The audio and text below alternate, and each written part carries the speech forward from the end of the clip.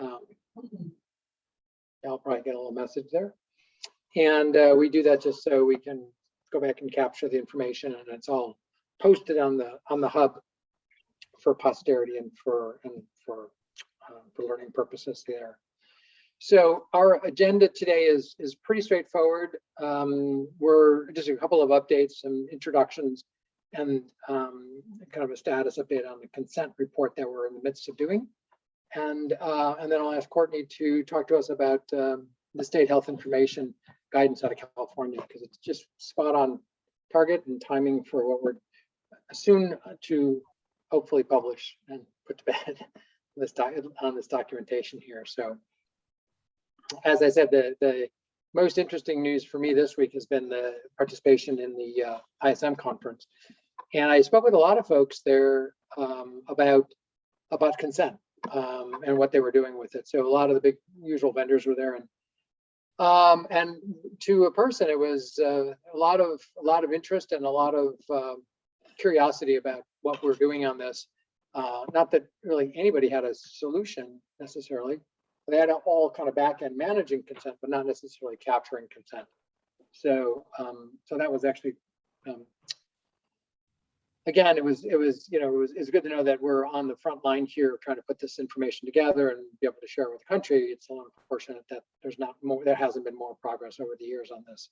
So with that, I don't think I have too much more to share on that, but I will ask folks who are new to the call here just to say just a couple of minutes of kind of where you're from and who you are and how you got there, and then we'll just move along. Adam, you'll do a brief overview of the consent report where we're at, and then we'll move into the presentation. That's all right. So with that, let me, and I may have called on you before, let me just start with Barak Sardar. Yes. Hey. Hello. Greetings. Yeah. So I'm based in Denver, Colorado. Name is Barak Sardar. My company is Cloud Privacy Labs.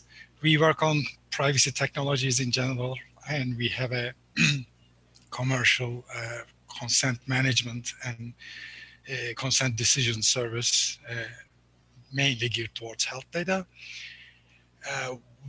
Based on that project, we started developing an open source project called Layered Schemas earlier this year for interoperability of any kind of data, but especially health data. And with that idea, we received the ONC's LEAP grant this year.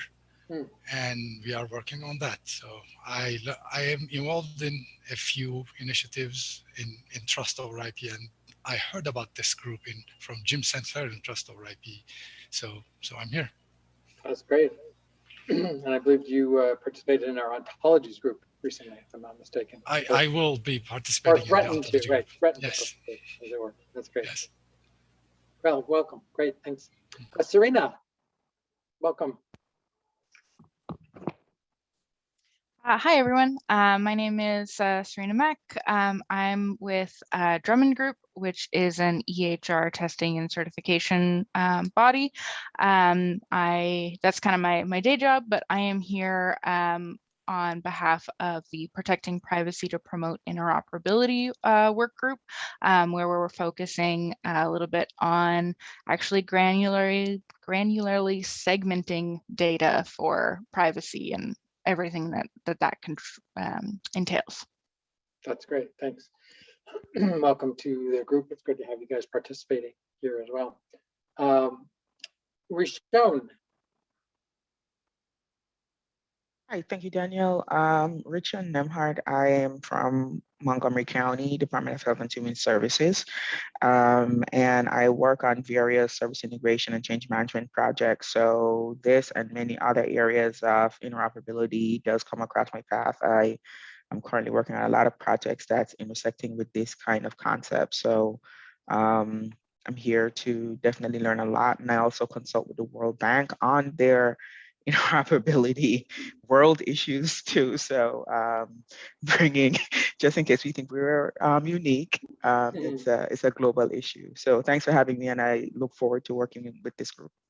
That's good. I might add also, Rishon is participating in one of the Kresge technical assistance programs, and we're fortunate enough to be providing our interop to mobility training, and she's one of 5 counties that are participating in this. And I've been, we just had our first kickoff meeting last week.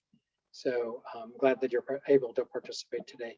Just as a note, Eric Jan, who's on the phone, on my screen just to your left, I don't know where he sits exactly, but is involved with international stuff around ontologies and open source kinds of things. So you guys already have stuff in there at the United Nations or World Bank. Eric, I forgot which one, or maybe both, or maybe neither.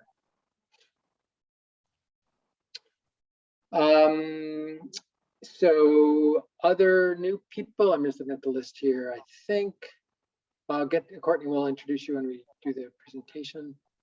Denny, I'm not sure, have you been with us for your prior meetings? I was at the last meeting. Yes. Denny Brennan, Massachusetts Health Data Consortium. Pleasure to be here. Takes a few impressions for me to remember with that. So anyone else new that's joined? There's a 1 person joining by 949. Is that? Yeah. Hi. That's me. Sorry, I had to call in as opposed to using my computer. My name is Dave Meyer. I've got about 20 years on the MAPD side of healthcare in roles in quality revenue and analytics, and am relatively obsessed with trying to move social determinants of health forward, and very excited to be on NIC. So this is my first call. Thanks. When I think, Dave, when you joined the National Interoperability Collaborative Hub recently, I saw your name because there's a colleague who I've known from Microsoft for many years. His name is Dave Myers as well, and he's in the life sciences. Oh yeah, there's a bunch of us out there. It's a common name, but yeah, thanks for allowing me to join. And like I said, I'm very excited to be part of the group. Sure, that's great. So on today's agenda, which I'm just not going to show right now, there's a number of articles that get pulled out of it. We do a weekly sort of summary of sort of publications around the country, and there's a couple of them that are on there that Amanda, who's not on today's call, highlighted for us that are particularly interesting around equity by design, and some new work from Sequoia releases its common agreement elements, which we had some discussion recently from TEFCA. So you may want to avail yourself to that. There's also a link to the weekly notes there. And if you're not on the weekly roundup, just email me or Amanda if you have her number, and we'll get you on that. It's a good, quick source of what's happening in the industry there. So with that, let me turn it over to Daniel. I have a quick announcement to make. What was just going to say. Let me turn it over to Brian. Take it away, Brian. Oh, well. Then I just wanted to announce that that there's a new, that Direct Trust has sponsored a new ANSI consensus body called Information Exchange for Human Services. The initial information session for that has been rescheduled from October 6th at 3 p.m. to now going to be October 14th at noontime. And between now and then, I'll make sure that everybody gets a link to the registration page, etc. This new ANSI body was created out of some of the work that we had been doing here in Project Unify, where we identified a gap in the current standards work that we have all been doing within the Gravity Project, within IHE 360X, et cetera. So we're looking forward to standing up this new consensus body and helping to fill the gap in collaboration with the Gravity Project and IHE 360X, and of course, Project Unify. So I look forward to that next week. Thanks, Brian. So Adam, over to you. Do a quick recap of where we're at on the scan, and Sure. And then we can Oops. go forward there. Yeah, let me show my face. Hold on. Sorry, I had the lid of my computer down. Okay. For those of you who are new to us. You may or may not know, but I'll recap very briefly. We have for the last few months done a scan of consent-related projects around the country, to aggregate them. We are working on our own scan, on our own consent-related projects, which are included in the scan report. But it's much broader than that, looking at what government is doing, what industry is doing, what's happening mainly in healthcare, but also in the domains. For those of you, and that's all I'll say, and we're writing the report now. Those of you who have contributed to it, we can't thank you enough. And we've done it a lot of times, but it's still not enough. The way that we've been doing this is deliberately putting too many cooks in the kitchen, so to speak. Everybody has access to the Google Doc that we are putting together. I'm leading the writing and editing, but with huge contributions of subject matter experts like yourselves. And we're probably a week out. The deadline slips and the thing is getting pretty long. I think don't get too scared of getting up to 70, 80 pages. So it's a pretty thorough piece of work, but at a high level, not too granular. And what I will say now is we are focusing primarily on 5 what we call categories of consent projects, that are promising practices.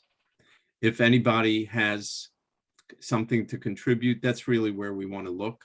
That's really where we want to focus attention for the next few days, and we invite you to do it. Please do.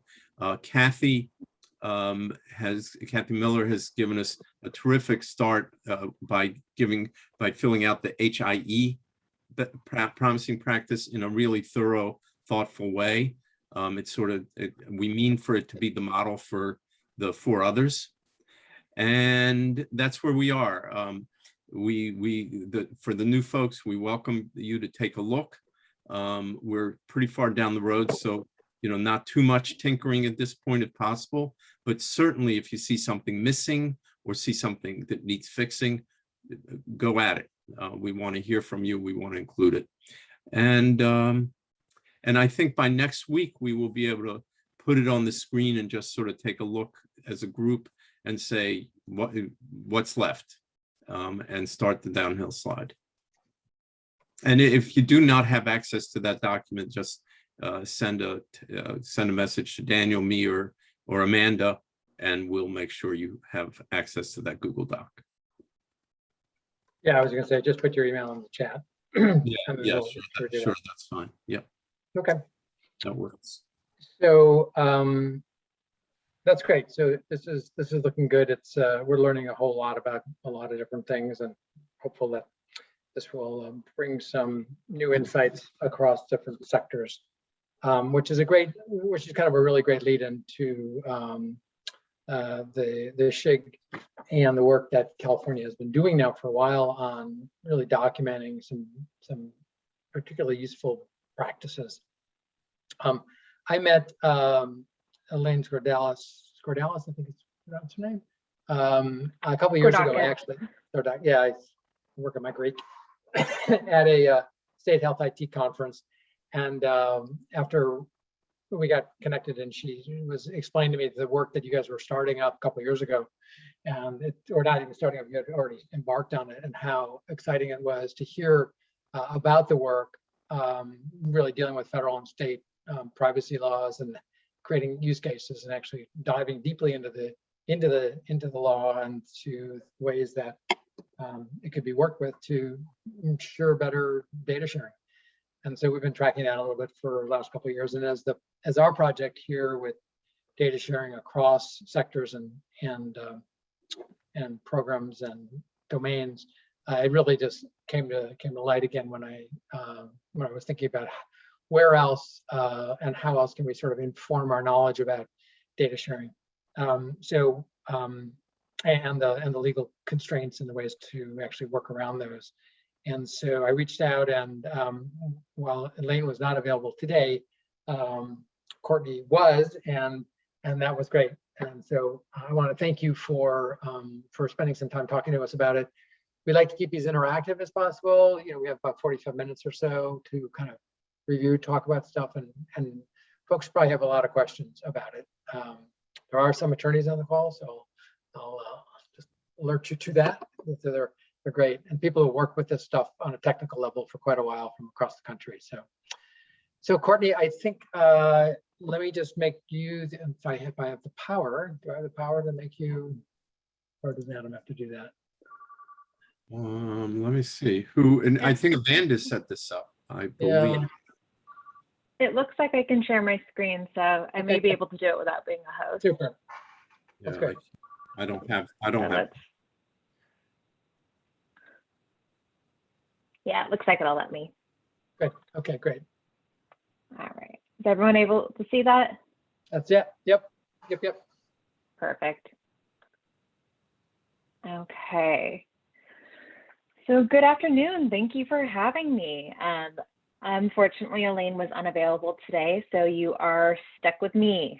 My name is Courtney Hansen, and I am the Assistant Chief Counsel of the California Office of Health Information Integrity, or Cal-OHI. And we are currently transitioning into the California Health and Human Services Agency Center for Data Insights and Innovation. Just want to give everyone a heads up, as our name will start to change probably in the next couple of weeks. But it is my absolute pleasure to provide an overview on our State Health Information Guidance, aka the SHIG. So SHIG Volume 1 on sharing behavioral health information in California was originally published on the Cal-OHI website in January 2018 and was updated to address changes in federal and state law and re-released earlier this week. It showcases how to share health information between physical, mental, and behavioral health providers. Since then, Cal-OHI has published SHIG Volumes 2, 3, 4, and 5 this year on sharing health information to address food and nutrition insecurity in California, sharing HIV/AIDS information in California, sharing health information of people living with intellectual and/or developmental disabilities in California, and sharing minors and foster youth health information in California. You can find all of our SHIG volumes on the Cal-OHI website, which I will share later in the presentation. So first and foremost, I want to thank our funders and our partners. Cal-OHI received grants to support our SHIG project from the Federal Center for Medicare and Medicaid Services, Nourish California, formerly known as the California Food Policy Advocates, the Archstone Foundation, and the California Healthcare Foundation.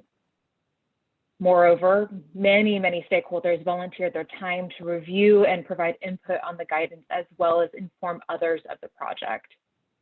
We very much appreciate the hard work of our funders and partners that they've provided for this project, and we could absolutely not do this without them. So, what is the SHIG? Well, it's an authoritative but non-binding guidance from the state of California. And SHIG Volume 1 focuses on explaining when, where, and why mental health and substance use disorder information can be exchanged between behavioral health providers and other providers involved in coordinating patient care. We define behavioral health providers as mental health and substance use disorder providers. All of the SHIGs are written in plain language for a general audience and utilize scenarios derived from real user stories. The SHIG tries to reduce complexity and confusion, allowing users to understand how laws and statutes apply to their actual situations. The SHIG is broad in scope, and each SHIG has an intended audience that often overlaps and includes physical, mental health, and substance use disorder providers, payers, vendors, healthcare associations, patients, patient and privacy advocacy organizations, county governments, community health centers, emergency service providers, caregivers and care coordinators, social services, and law enforcement. The SHIG is assistive. It's the known path to yes. So what is the known path to yes? It's a phrase that came up during our stakeholder interviews that captures the essence of the SHIG in a way of, and its way of clearly showing how a provider can sometimes get from that knee-jerk reaction of denying information sharing to confidently and comfortably saying yes to information sharing within the law. So why is the SHIG needed? Well, I think you'd agree that there is some confusion among providers about patient privacy laws, which can create barriers to sharing patient information. Often, providers default to not sharing information due to uncertainty and perceived liability risk, even when it is legal to share the information among providers. We know this because we started this project by listening to stakeholders and advocacy organizations. They shared with us through a robust stakeholder process what barriers they were coming up against, and we tried to address those barriers in the SHIG. So one of the main objectives of the SHIG Volume 1 is to promote better health and better healthcare integration and better health outcomes for mental health and substance use disorder patients while protecting their privacy.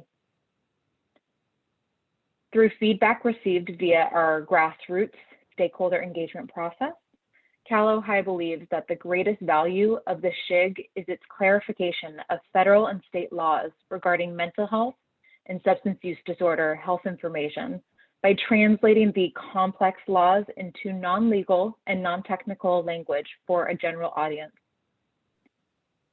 The hope is clarity will lead to more coordinated care and better outcomes. The SHIG Volume 1 promotes these outcomes by providing 22 illustrated role-based scenarios, along with relevant legal citations that reference specific statutes, laws, and regulations. The SHIG is not the last word, but a first step, laying the groundwork for an ongoing dialogue on how to improve appropriate sharing of health information. It provides the known path to yes. So why Cal Ohio? Because of our statutory authority to interpret and clarify state law, Cal Ohio has created similar authoritative guidance for California state departments in the past and has established connections with stakeholders all across the healthcare industry. We utilize these connections for SHIG to research the issues at play and to gather real-world user stories that guided the creation of these legally and operationally accurate scenarios. In addition to using these connections, we also forged new connections for the later SHIG volumes with the food and nutrition industry, HIV/AIDS service members, developmental centers, and foster youth service members to ensure that we understood the business processes, terminology, challenges, and needs of those stakeholders who work tirelessly to provide services and supports to these communities. It is our hope that the SHIG will be a primary point of reference for clarifying state and federal health law. The hope is that there will be greater clarity about where and why health and social services information, including mental health and substance use disorder information, can be exchanged between health providers and other providers involved in coordinating patient care. So how was the SHIG created? Well, it was a collaborative effort. The project took a lot of input and feedback from many parties, and we are immensely grateful to all of them. The SHIG grew out of comprehensive research, drawing from a broad group of stakeholders and our advisory group to get a clear understanding of the problems different groups were facing in the field. The process for developing the SHIG Volume 1 was initiated when Cal Ohio invited stakeholders from across the California healthcare industry to participate in the launch of the project in September 2016. Feedback was solicited about current obstacles to sharing behavioral health information.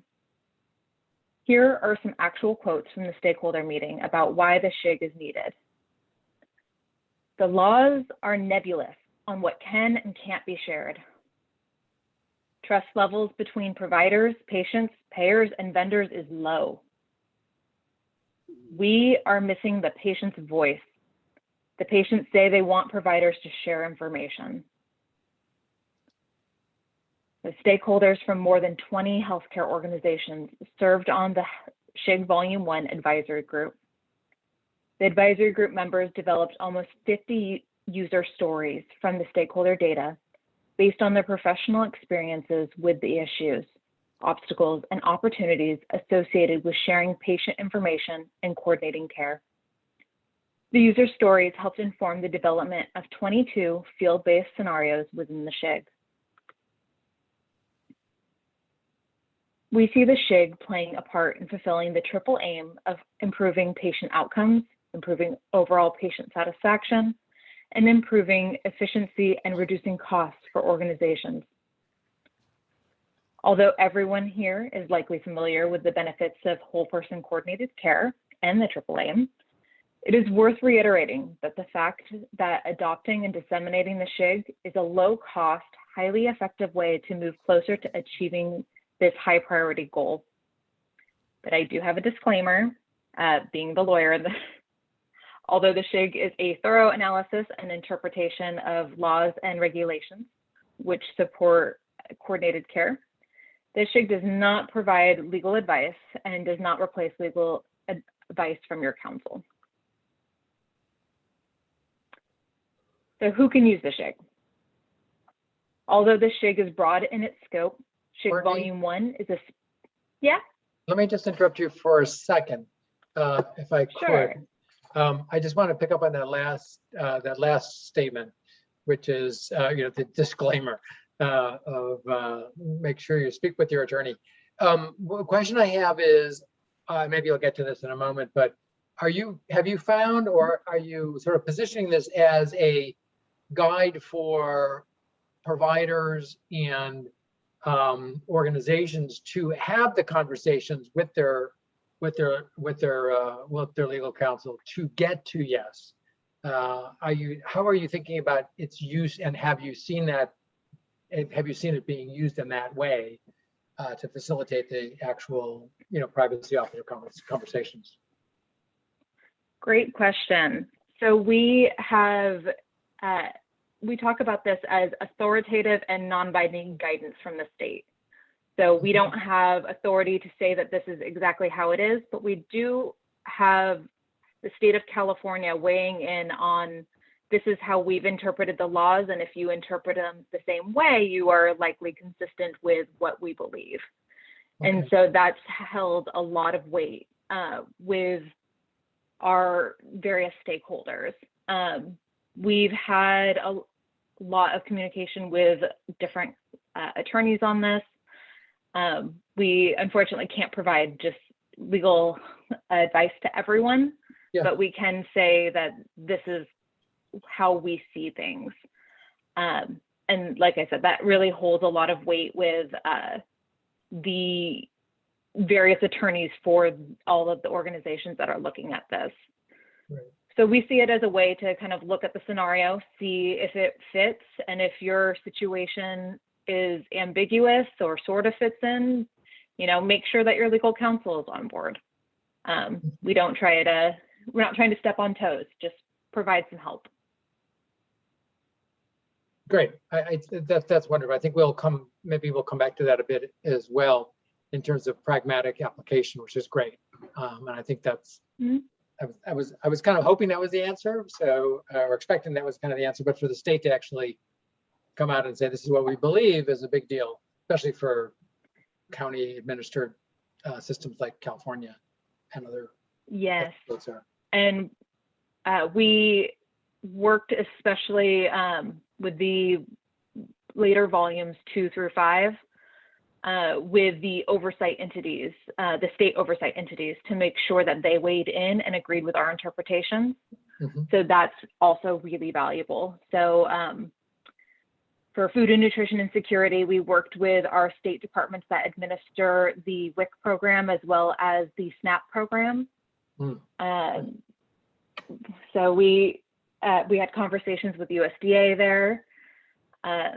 With HIV/AIDS, we worked with our state program that oversees the Office of AIDS, that is able to do, or that issues a lot of these programs to make sure that they agreed with all of our interpretations.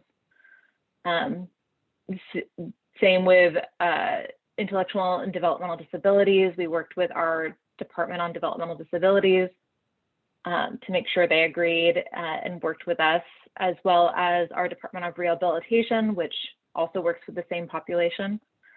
And then finally, for minors and foster youth, we worked with our state oversight of our foster youth programs. So we made sure that the state oversight entities were heavily involved and agreed with all of our interpretations as well. So that holds a lot of weight, especially when you're talking to county councils, at least in California. Massive coordination and orchestration. Hats off to you guys. Amazing. It's been an amazing effort. We're very excited about all this. Thanks. Sure. So where was I? Okay, who can use the SHIG?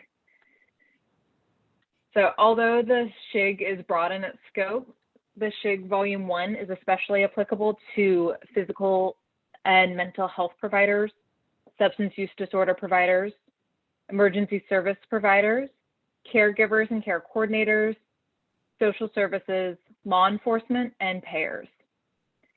These were the provider groups identified by our stakeholders who could benefit from the SHIG. It can also be used by the patient. It's written so that really anyone with, it's written so that it can be really used by anyone with a situation that we've analyzed in one of the scenarios. And for the convenience of the reader, the role-based scenarios are presented in some of the most typical provider and healthcare industry roles involved in the most commonly reported patient information sharing challenges to coordinated care.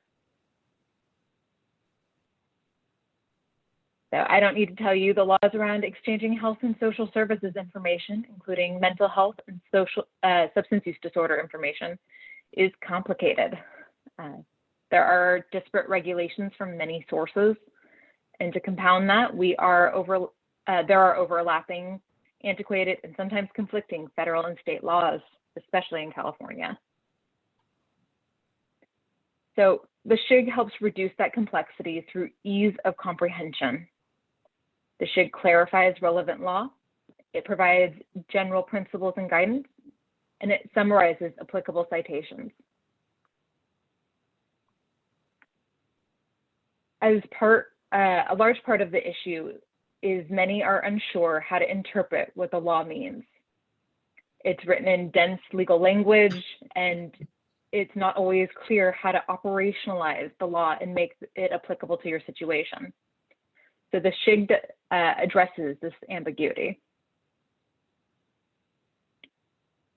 The SHIG increases clarity by providing clear examples that clarify what can and can't be shared, create a common understanding, offer an authoritative interpretation of law and guidance, illustrate simple scenarios and apply rules practically, reduce uncertainty and ambiguity, and present relevant law and regulations in plain language. There are many federal and state sources of law that have been used and cited to in the SHIG. The main federal laws for SHIG Volume 1 are the Health Insurance Portability and Accountability Act, or HIPAA, and 42 CFR Part 2. Some of the main California laws for SHIG Volume 1 are the California Confidentiality of Medical Information Act, or CMIA, the Welfare and Institutions Code, the Lanterman-Petra Short Act, or LPS, and the Health and Safety Code. In merging all of these laws together, we erred on the side of being cautious. So if there was a conflict in the laws, we went with the more restrictive law or regulation to ensure compliance with the law.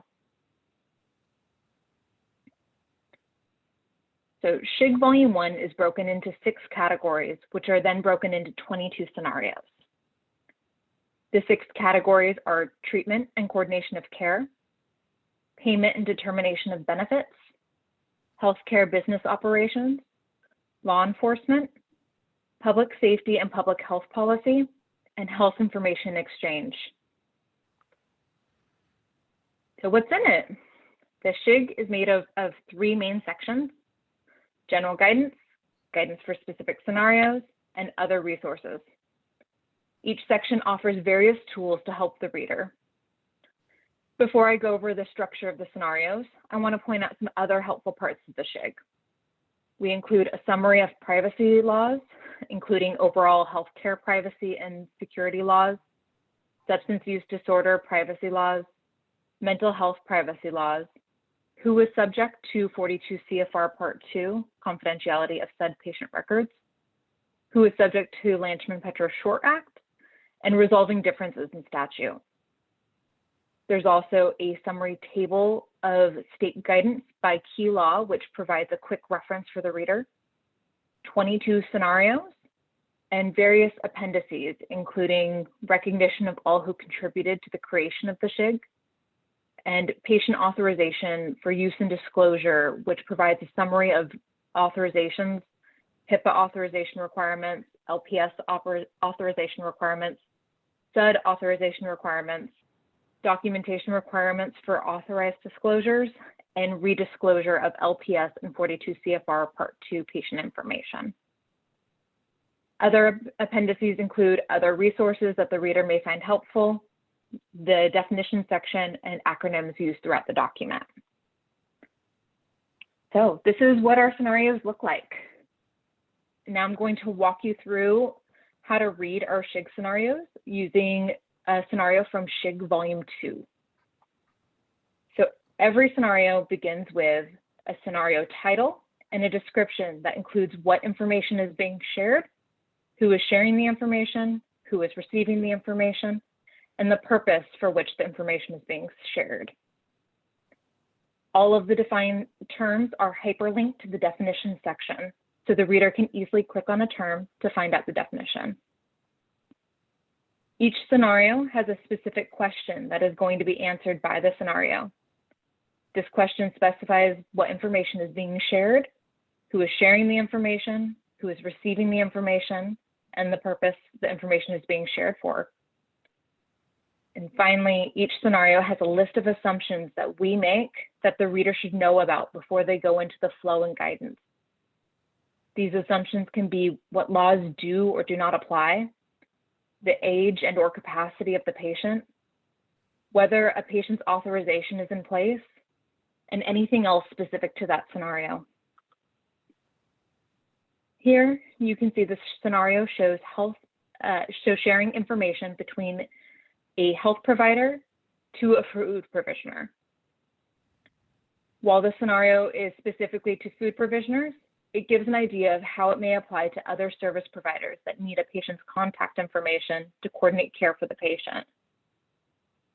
The description says the health provider is providing general information to the food provisioner for the purpose of assisting the patient in accessing a nutrition program to coordinate their care. The question asks what general information the health provider can share with the food provisioner in order to coordinate their care. You can see in the assumptions that only name and contact information are shared by the health provider, and that this is not substance use disorder information or information regulated by the Lanchman-Petro Short Act, a California law which generally protects inpatient mental health information. You can also see that organizations sharing information are not subject to the California Consumer Privacy Act, and there is no patient or patient representative's authorization. So this scenario is about sharing general information, but what is general information? So you can see general information is a defined term because it's hyperlinked, and so if you click it, you'll be taken to the definition of general information in the definition section later in the document. As you can see, This information is very limited to name and contact information of the patient. It does not include any other demographic or health-related information. So for purposes of this scenario, we are only looking to see whether a health provider can share name and contact information of a patient with a food provisioner in order to coordinate the patient's care. Here is an example of the graphic flow. You can see the top box who the parties sharing the information are and who is sharing the information with who, or what direction the information is flowing. You can see in the flow chart where to start, who the person sharing the information is, what information they want to share, and who they want to share information with. The flow chart will then go into whether the information can be shared without an authorization, or whether a patient or patient representative's authorization is required before the information can be shared. So here you can see in the top box that the health provider is giving information to the food provisioner. In the flow chart, you can see in the first rectangle that the health provider wants to share general information with the food provisioner. The chart then flows into a green box indicating that information can be shared without a patient or patient representative's authorization. So this is what our scenario guidance looks like. The scenario guidance is a narrative that supports the graphic flow and explains the specific details about information sharing. As you can see, this section includes all of the legal citations, so you can look up the laws we considered and have a more informed conversation with others using these laws. The narrative is the detailed analysis and discussion of our interpretation of how to apply the laws relevant to the scenario. This section discusses any exceptions in the law that would allow information sharing. It also provides warnings or cautions to highlight issues where the reader might get into trouble. Finally, it includes a list of citations to all the laws, statutes, regulations, and/or other guidance reviewed in the development of the particular scenario. So for this scenario, we saw in the flow that the health provider can share general information with a food provisioner to coordinate patient care without an authorization. Here, the guidance explains that name and contact information alone is not protected by the California Confidentiality of Medical Information Act, or CMIA. And while it's not perfectly clear if general information is protected by HIPAA, the information can be shared anyway, as HIPAA allows such disclosure as treatment. The guidance and cites to HIPAA, case law, and guidance provided by the Federal Department of Health and Human Services, Office for Civil Rights, the oversight entity for HIPAA. However, this scenario includes a caution around making sure health providers do not accidentally expose health information through the context of the situation.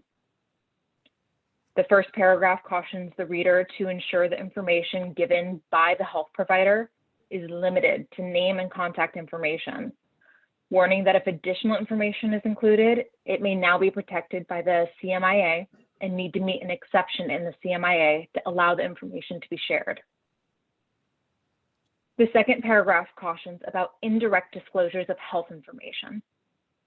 For example, if a psychiatric clinic is providing information to a nutrition educator, the fact that the information is coming from a psychiatric clinic would indirectly expose that the patient has a mental health condition of some kind. And finally, the third paragraph specifically cautions that combining the name and contact information with additional information about the patient's health condition would make that information health information, which no longer would meet the definition of general information and would require a patient or patient representative's authorization to allow the information to be shared. As you can see, each of these paragraphs are supported by a mix of federal and state law, case law, and federal HHS guidance. Finally, at the end of the scenario guidance, the SHIG provides the complete list of legal citations and related guidance that was cited to in the scenario guidance explanation. This gives the reader a single place to reference all of the legal citations, as well as any additional relevant appendices. Here, there's a link to the signed release form requirements, which can help the reader understand the requirements of a patient or patient representative's authorization if one is required, as well as link to HHS guidance that was cited. We acknowledge that the SHIG is a first step and does not address other types of information that need to be exchanged in order to facilitate the coordination of care of a patient. If we're able to obtain additional funding, we hope to continue the SHIG effort with possible future additions such as criminal justice, public health, housing and security, creating a universal authorization form, and more. The SHIG is a first step to advance appropriately sharing health and social services information, including behavioral health information. We hope you find value in it and will help you start a dialogue to remove barriers to appropriately exchanging health and social services information. So the SHIG is for you. Here is the URL where you can find and download all 5 volumes of the SHIG now. You will also find additional resources on the webpage, such as a frequently asked questions page. If you'd like to submit a question to us later or provide feedback on the SHIG, you can send that to shiginformation@chhs.ca.gov. I am happy to take some questions at this time. Unfortunately, I cannot provide any legal advice, but I'm happy to answer any questions on the SHIG or how to use the SHIG. I'll go ahead and... Yeah, that was fantastic. Thank you so much for that. There we go. Well, that was great. It was so great to see that. Such great work. Yeah, I have a question for you. Has it been updated with the new legislation for Part 2? Yes, that was published earlier this week. Oh, cool. Thanks. Sure. Hey, can I a logistical, a quick logistical question? How long did it take you to do this work, and how many people participated? It's quite the ambitious undertaking. So it was divided. There was a divide in it. So SHIG Volume 1 started in September 2016 and was published January 2018. That had a very, very robust number of stakeholders, as well as, are you wondering how many people were involved in the stakeholder process or how many people were involved in the creation of the SHIG, the development of it? Whichever question you can answer. I don't know that I can tell you there was probably a team of about 6 or 7 people that developed the SHIG. As for the number of stakeholders, I know that there was quite a few of them. You can actually find the list of everyone who participated in the back of each volume of the SHIG. Right. Of everyone who participated on the, specifically on the advisory group. So those are the folks that met with us routinely to go over each scenario to make sure that we're capturing their concerns, to see if they have any issues with how we've interpreted the law. So we go through and we discuss all of that with our advisory group. So I think, I want to say for Volume 1 for the SHIG, we had probably about 30 members of the advisory group. I want to say probably well over 100 stakeholders that were involved. Right. So that was SHIG Volume 1 effort. And then we received additional funding for SHIG Volume 2, which started stakeholder engagement right around when the pandemic started. So that was fun. We switched to a virtual environment of collecting all that. I think we had about 80 different stakeholders weighing in from various different communities. We talk about food provisioners, those are food banks, Meals on Wheels, things like that. We have medically tailored meals section in that brings in all of those folks. And we have specific initiatives in California that target medically tailored meals as well. And then we brought in all of the federal WIC program, the SNAP program, which is CalFresh in California, Older Americans Act. So we have all sorts of folks that were weighing in on volume 2. And I want to say our advisory group for there was probably about 20 people or so. And then the rest of the SHIGs volume 3 through 5 were funded by another grant, or another few grants. So those were 3 separate projects, and we divided it into different volumes rather than putting all of it together, just because they're kind of a hodgepodge of issues. And so we published those on a rolling basis. So I want to say that SHIG volume 2, we published in April of this year, and we started it like right around when the pandemic hit, so about April 2020. So that one took about a year. And then SHIG volume 3, we started stakeholder engagement, or SHIG 3.0, which is the last 3 volumes. We started in December 2020, and we published them all by this month. So I think HIV/AIDS was published in July. Developmental and intellectual disabilities was published last month. So I want to say August, or maybe it was earlier this month. And then SHIG volume 5 for minors and foster youth was posted, I believe, yesterday. So we had funding that runs out tomorrow. So we were able to get it all done, as well as updating SHIG volume 1 to address the changes in the law. Thank you.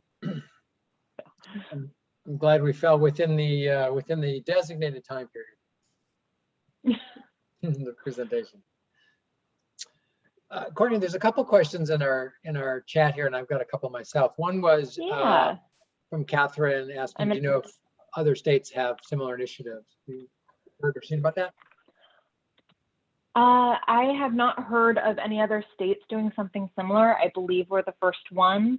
We have had talks with Colorado. I think there was someone on here from Colorado, which was exciting, about their interest in doing something similar. But as far as I know, I believe we're the first of the states to do something like this. Great. Yeah, Jennifer is on the call here from Colorado. I'm not sure if she's their contact person or not. Hello. Yeah. Hi, Courtney. I have not talked to you, but I would love to. So I'll reach out separately. So I'm not sure who you talked to, probably somebody from our OHI group. Yes. Okay. I believe it was. And Paul asks another question here about sort of between the California legislature, I guess the intent of the law and the process. Paul, maybe you can add more context to that. But is the legislature involved with sort of the interpretation at all, or how's that addressed, if it is? The legislature has designated Cal OHI with authority to interpret state privacy law. And so that's really the extent of it. Because of their designation, our office has the authority to do that interpretation. So that's really the extent of their involvement, but I believe they're excited about it. Somebody else to do all that work. At least I hope they are. Right. I have a few questions, but I want to make sure I want to hog the floor if anyone has other thoughts or questions before I jump in. I have a question. Oh, sorry. Yeah. Go ahead, Jennifer. No, go Just ahead. gonna clarify that statutory state authority probably is referenced to is superseded by federal rule, right? Yes, we're given the authority to interpret state law, state privacy law, and we are also designated as the contact and oversight, well, the contact for state departments to coordinate on anything involving HIPAA, as well as we are the HIPAA oversight entity for all state departments that are HIPAA covered. And that's expanding to all, beyond HIPAA to all state privacy laws with our transition to CDII. Other questions? Oh, Rochelle. Mute. I think you're on mute still. I can't hear you. Thank you. Sorry about that. Major kudos for getting this together and still in one piece, because I've been in the room with these conversations. So, you know, that you guys went to volume 5, it's a feat and a half. One of the questions I had was, have this been adopted by any organization or any diverse organization yet? Have you seen it in work yet? How, because I know how hard it is to change those type of culture. Sometimes it has nothing even to do with the actual laws, but the actual culture within the organization. How have you seen that adopted so far, or starting to adopt? We, you know, SHIG Volume 1's been out for a few years now, and we've had a lot of really positive feedback from it. We work really closely with one of our funders, the California Healthcare Foundation, and they have received a lot of information, so much information about how great this is and how helpful it is that they funded our other volumes of the SHIG or assisted in funding them. So we're collecting that information. We don't have a lot of metrics on it, but we have heard that it's being used frequently in a lot of different settings. We are also looking to get the word out as widely as we can. We've done really exciting work, and then being able to spread the word about it is often difficult. So I've heard a lot of organizations using it. I've heard a lot of counties using it. It is guidance. Nothing's mandatory in it, so we can't force folks to use it. But I think there's a large culture that has adopted it, as well as I'm still hearing from folks that have never heard of it and are really excited and surprised that it's out there. So we keep trying to spread the word as much as we can to make sure everyone knows about it. And I think that's it has been difficult, particularly during COVID, where we're doing virtual presentations and trying to get the word out, you know, through email blasts and everything. So. Thank you. Matt, do you have a question? Yeah, thank you so much for your presentation. It's really, really outstanding work you folks have done. One thing I wanted to recognize is that the use cases are not, you know, I'm on a bunch of the standards groups and Gravity projects where the use case is very much focused on, you know, assessment, diagnosis of social need, and then kind of a referral or get a kind of the intervention at that point. But I wanted to just recognize how diverse the use cases, the data sharing use cases are. It isn't explicitly just healthcare provider to human service provider. It's a wide array. So I thought that really stood out to me.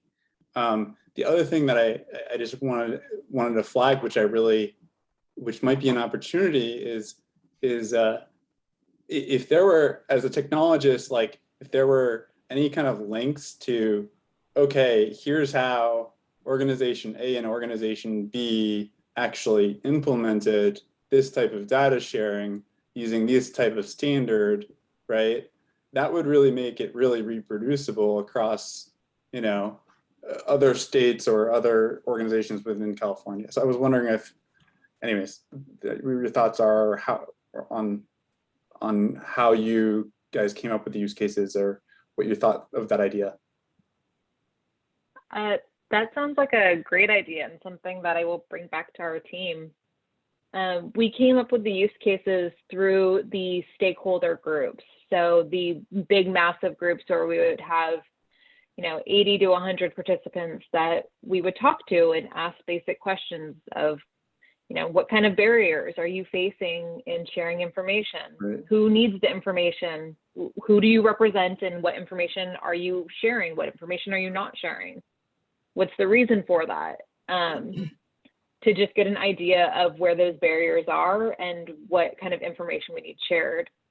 For example, the use case that I walked through was a specific call out from food provisioners and providers wanting to share just contact information to help someone who there's a real desire for wraparound services, especially in the food and nutrition community, to be able to make sure someone is able to get a specific kind of food that they need.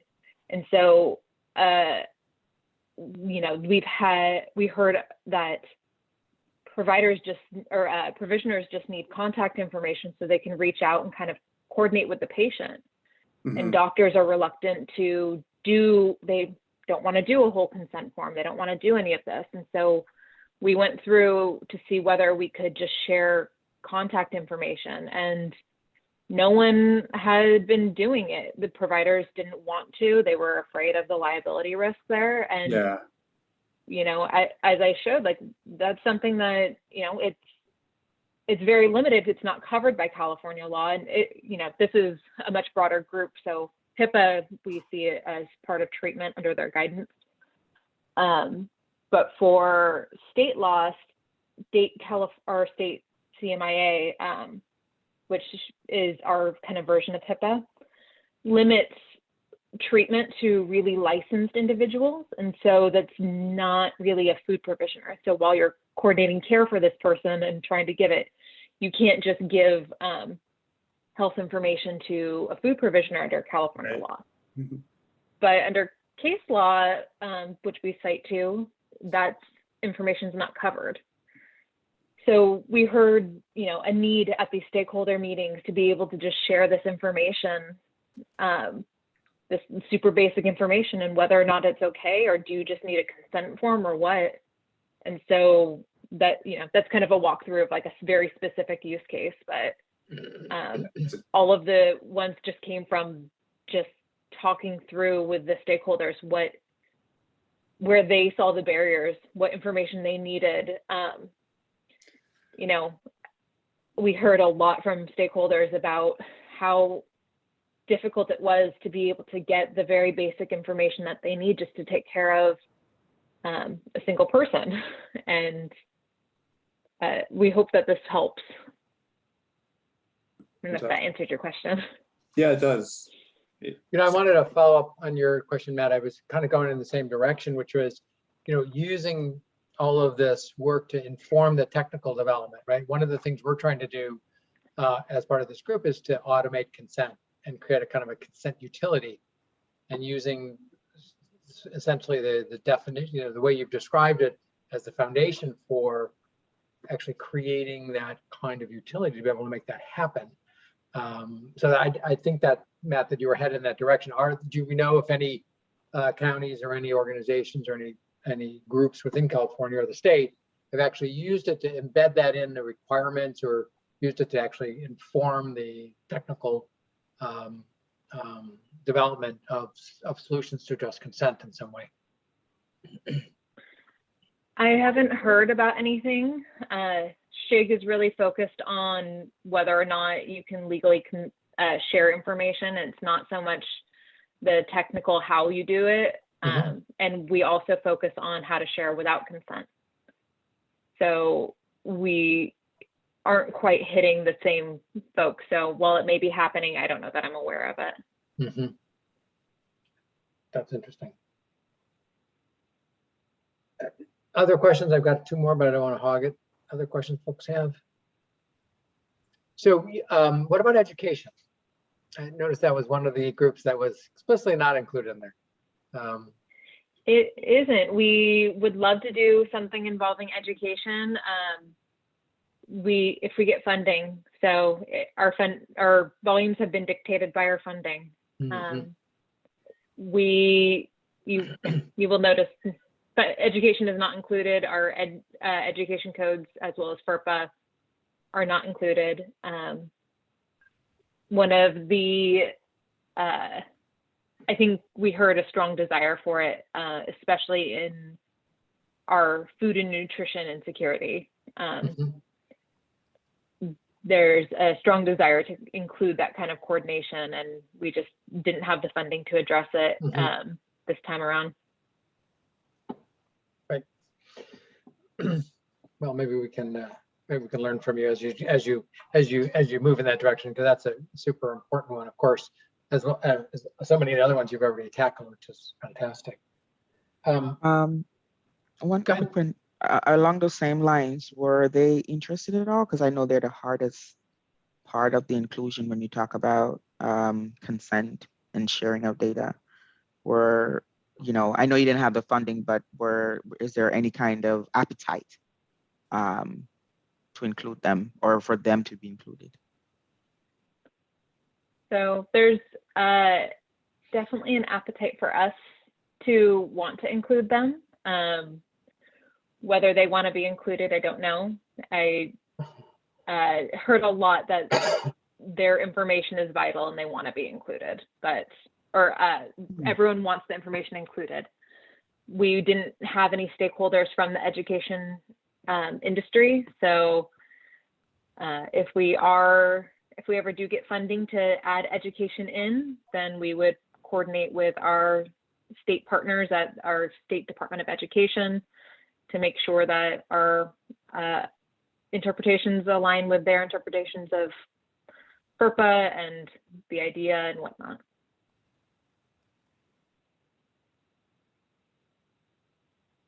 So, go ahead. Hypothetical question around using the format that you created. Obviously, California laws are California laws, and state codes are state codes unique to California. I'm just thinking about, again, Matt was, I think, alluding to this, or others were alluding to this, in terms of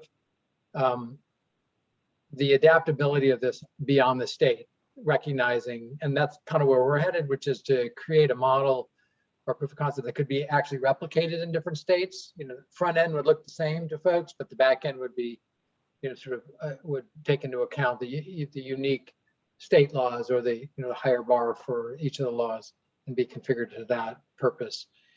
Do you see, if you were to sort of step out from where you're at and say, yes, this could be transferable, Colorado could use the same basis and just sort of fill in the differences around the laws or the particular state codes? Is that reasonable as a methodology going forward? I think so. I think we discuss a lot of federal law, particularly in our first 2 volumes. We've discussed a lot about Part 2, and then in the second volume, a lot about the SNAP and WIC, Older Americans Act USDA regulations. So that can definitely be used to leverage from and then add their own state law. As you may be aware, California has some really stringent and often antiquated privacy laws. So I don't know that all states have the same issue with the state privacy laws, but I'm sure that there are enough out there that it would be useful and helpful. I think our partners from New York and New Jersey would contest that in some ways. Who's got the most stringent laws out there? We'll see. But, can have a battle. I don't think we have a CMIA equivalent. I mean, I know we don't, which is good, because that just made me feel a little sick to my stomach. I was like, oh, you could send the information to the food provider, except you can't because of CMIA without so we're good on that front. Oh, well, you lose. We have some fun ones out there. CMIA is not the most stringent. Even better. So one other quick question around federal law.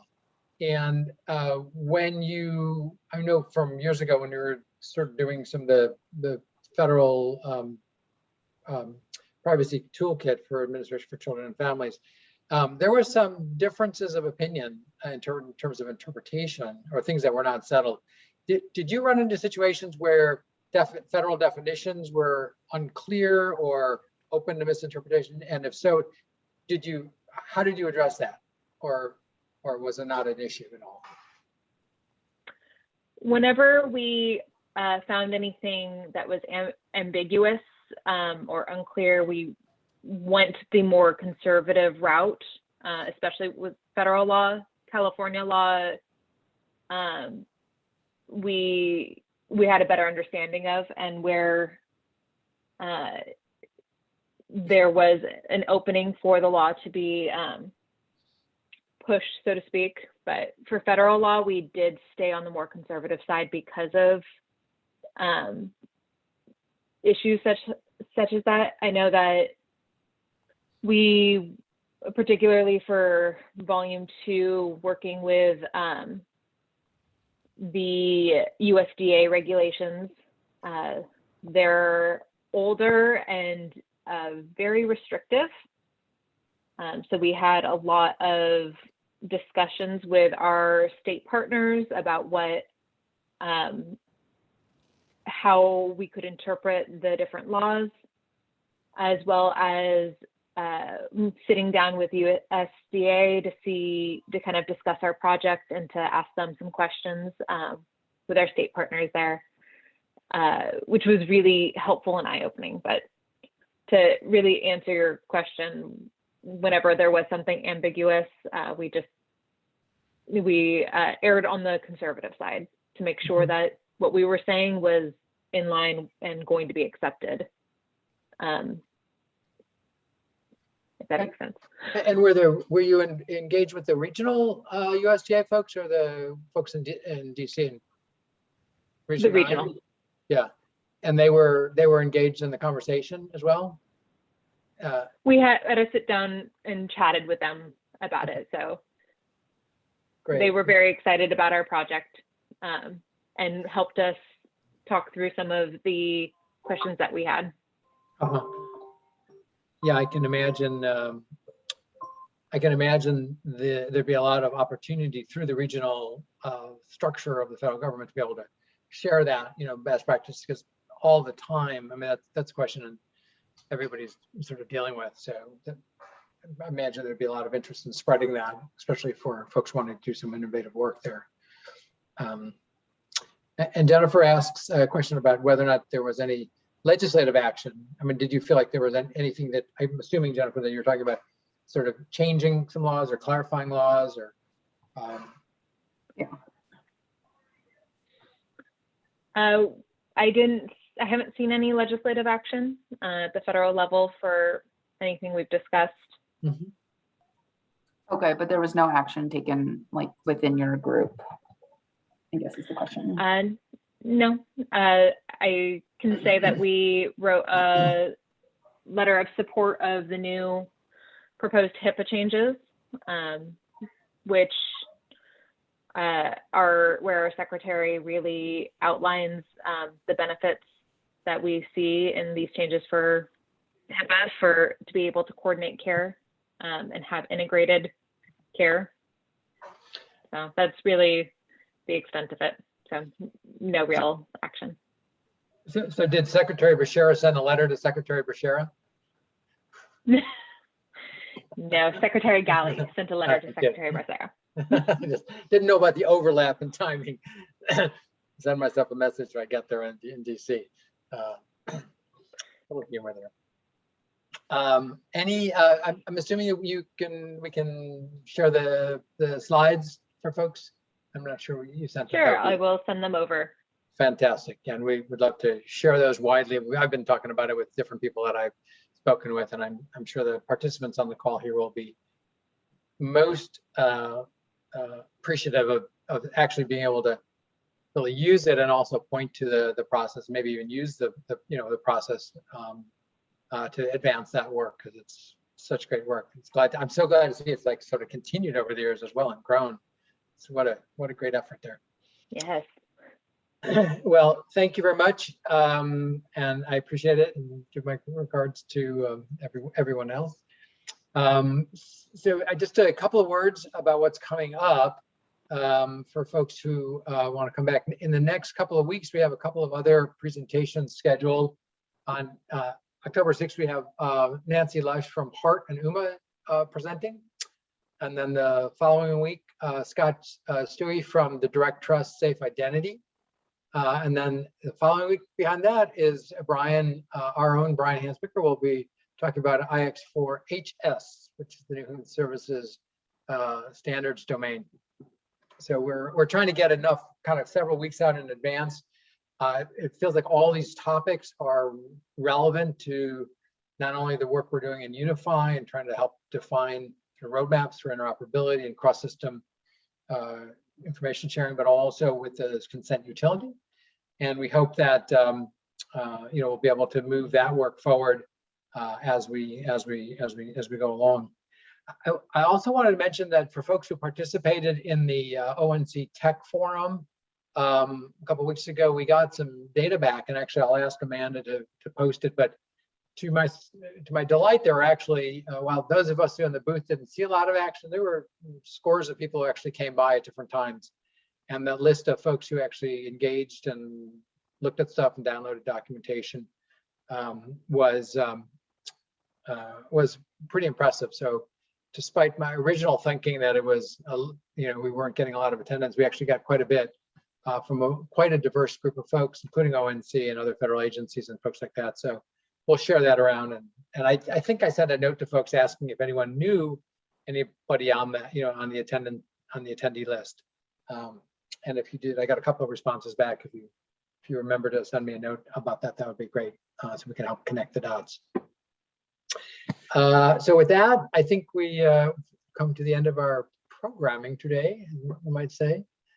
Daniel, I just want to make an announcement that we've created an HL7 Human and Social Services work group, so that will be up and running here shortly. Oh, great. And how is that? How will that align with the work of the Gravity Project? How will it complement that? And then also, if someone wants to get involved, how would they do that? So, as you know, the Gravity Project's an accelerator project. So this work group will be an actual work group that'll take the output of Gravity and work it into how you use it from a implementation perspective, right? So that's primarily what will happen there.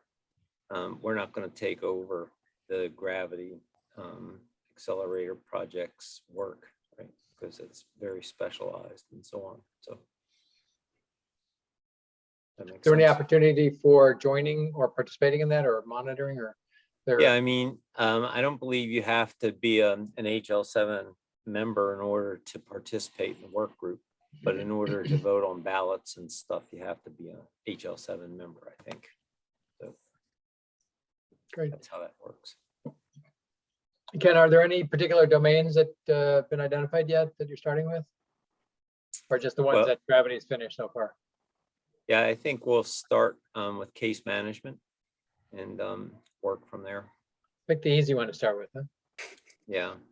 Well, we've done most of the mapping from the NISIA data model to FHIR. So, that's already been part of the process. So yeah, that's good. There's a lot of stuff that we'll address over time, but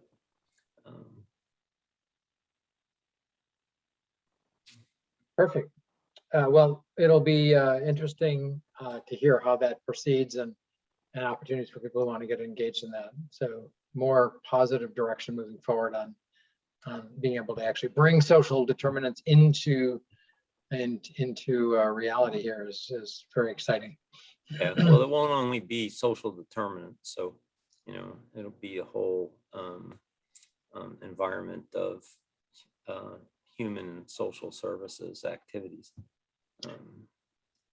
SDOH will play a role but it's not the end all be all to. Yeah, that's actually an interesting conversation because it's a shorthand I think people oftentimes use for the broader context of human services, education, justice, emergency care, as well as social services. So I don't know if there's a new terminology, except, you know, I've always advocated for just everything coming under human services and Right. even health.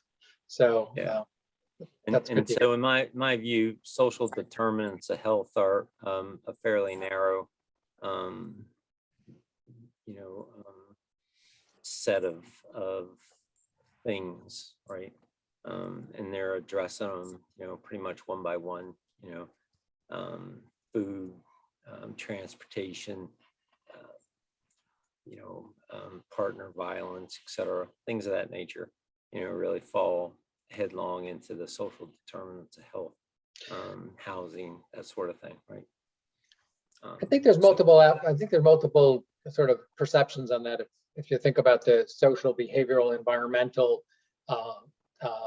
and medical health, it Sure. gets pretty expansive when you start looking at the broader literature. I think it's become very dimensionalized as a result of sort of focusing on bit by bit, but the models generally are pretty inclusive of everything that's out there. So we got to start somewhere, I guess. So right, but I don't know if you'll create a terminology for SDOH for calling an ambulance, for example.